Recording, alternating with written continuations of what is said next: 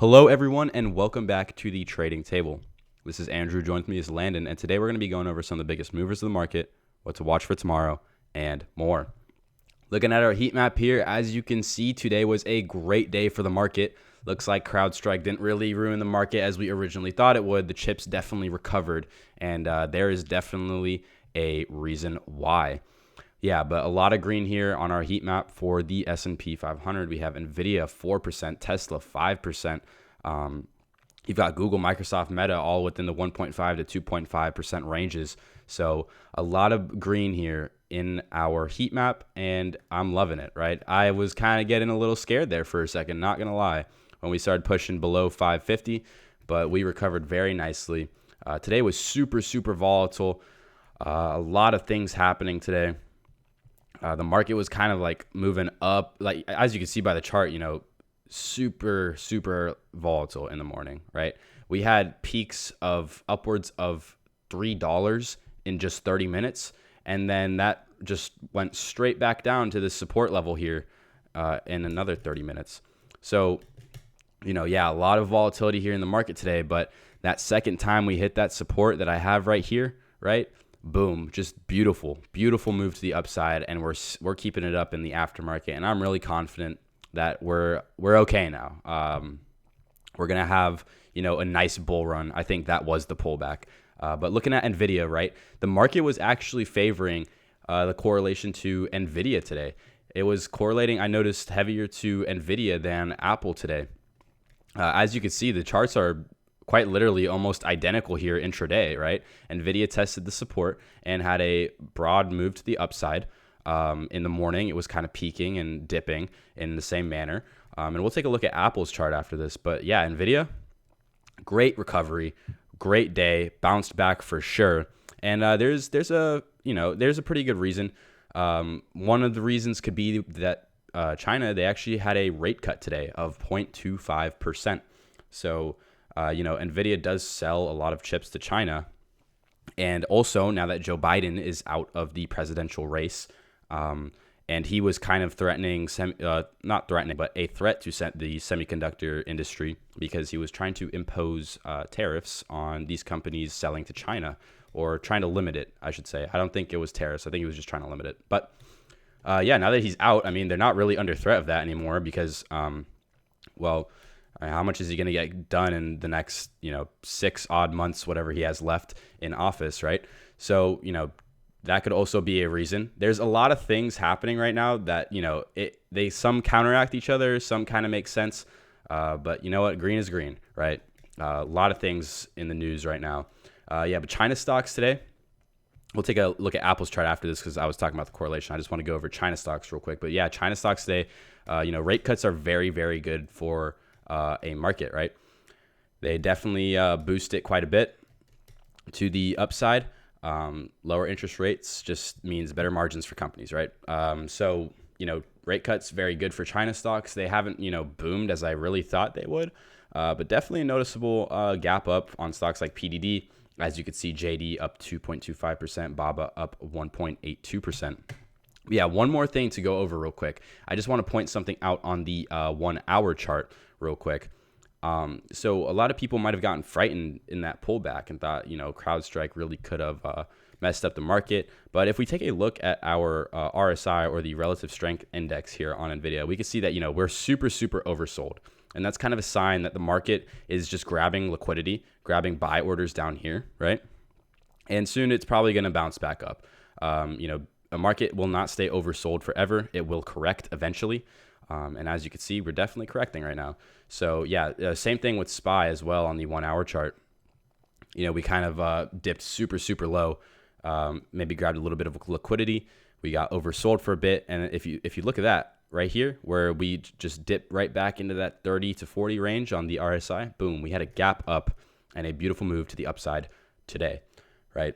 So, great looks here for the market right now. Definitely back to the bulls. But like I said, we're going to take a look at Apple's chart today compared to SPY. It wasn't correlating too heavily. Definitely not as heavily as it was even yesterday.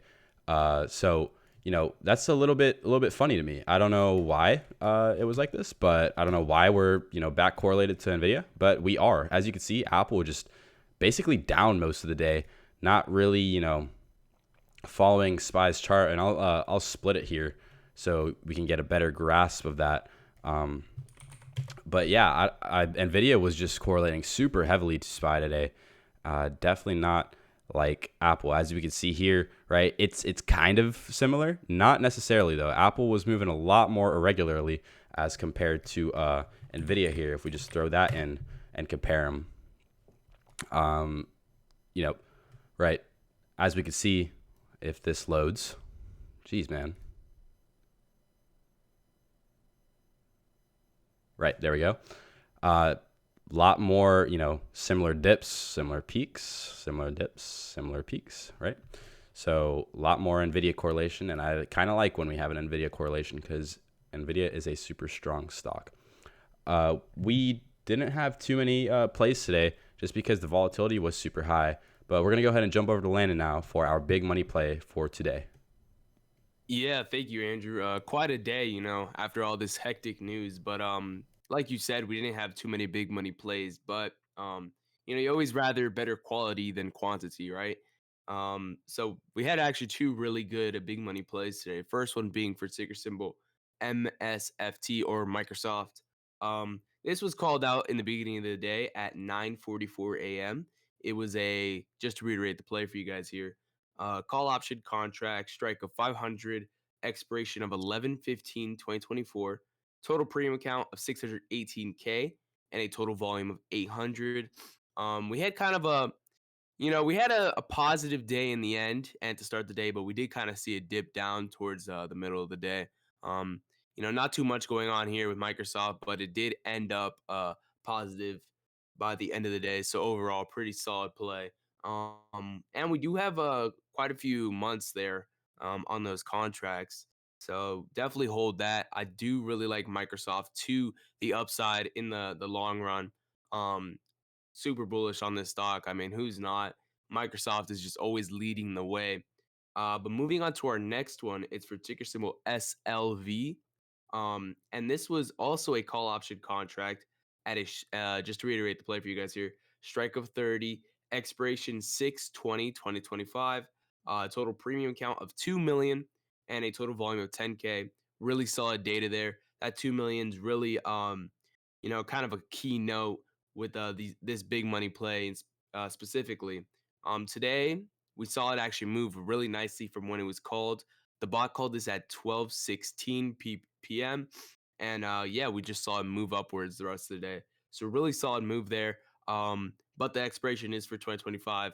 So big money is, really hoping on the long run to be bullish. So, you could take profit or you could just wait it out. Really up to you at the end of the day. But moving on from there, looking at crypto, we actually had a hectic day in kind of the crypto sector. Taking a look at Riot, we saw it absolutely shoot down to start the day. I mean, crazy movement. And then the rest of the day, we just saw it kind of build back up to that original level it was at pre-market. So yeah, not too much, but kind of got a little scared in the beginning. But Bitcoin and all that is kind of moving um, upwards due to the idea that Trump might get a second term. Bitcoin and bank stocks and higher US bond yields are all like all stuff that kind of how do I say this, will benefit from a second Trump presidency, right? So the idea of him or like not the idea but the possibility getting stronger of him getting a second term kind of pushes all of these stocks upwards just because if he does eventually become president again, um these stocks will be positively reflected upwards. But other than that, back to you, Andrew. Yeah, thank you, Landon. Yeah, Bitcoin, super bullish on it, right? But just looking at that silver play, right? We've seen a lot of big money in gold. We've seen, precious metals. A lot of people are bullish on it, and silver is one of those, right? If we jump out to one of if we jump out to a month chart here on silver, we can see that the last time we were at these like 30 levels was pretty long ago, right? We didn't even touch them in May. So even before that, but yeah, silver is one of those things that it moves really slowly, but it does trickle up, right? It's one of those like steady growth, but very, very, very slow. Very boring stock, not gonna lie. But yeah, it just trickles up. Doesn't really have, too many major pullbacks, right? Maybe like somewhere it might drop like $3. You know what I mean? It's really very just slow growth. That's why big money just has a bunch of time on it. It's just something you just set and forget. But yeah, Tesla reports earnings tomorrow, but we're gonna go ahead and look at our earnings calendar right now. So once again, this week is super packed, right? For tomorrow, I'm not going through the whole week again. I did that yesterday for the weekly outlook. But for Tuesday, right, we've got Coca-Cola before open, General Electric. I might actually look for entry into General Electric. There's a lot of articles that are coming out that are super bullish on General Electric for long term. So I might be looking to see if, earnings shoots it down. Maybe I'll pick some shares up. If not, it's all good. Lockheed Martin. Love Lockheed Martin. I'm a long-term shareholder of them as well. And we also have UPS, Spotify, just to name a few more notable companies. FCX, I know we do have a few big money plays for FCX. So yeah, just keep an eye on that. After close, though, we do have Google and Tesla. This does have the chance to kind of affect the market just because those are kind of, some large cap stocks reporting earnings, right? Google doesn't necessarily correlate with SPY too heavily, but nevertheless, you have two notable companies reporting earnings. If they're like super bad or super good, it'll affect the market, I believe. It's going to have a notable move to affect the market, but knowing Tesla, they're probably going to have a notable move, either super high or super low. But yeah, we're going to go ahead and take a look at our economic calendar now. So tomorrow we got existing home sales. It's literally not going to do anything, I promise, unless the number comes in negative 6 million, which it's not. Wednesday, though, we got quite a bit going on. So, just stay attentive to the market, stay attentive to economic events, stay attentive to earnings, especially with tomorrow after close having Google and Tesla reporting. Does have the chance to move the market. So if you're swinging anything, if you're thinking about holding Tesla for a day, just be aware that they report earnings tomorrow. Probably not the best idea. But yeah, guys, that's all for today. Thank you so much for tuning into the Trading Table. Please be sure to check out our free Discord. Link is in description for all of our plays, step-by-step, learning, and more. And we'll see you guys tomorrow at market close.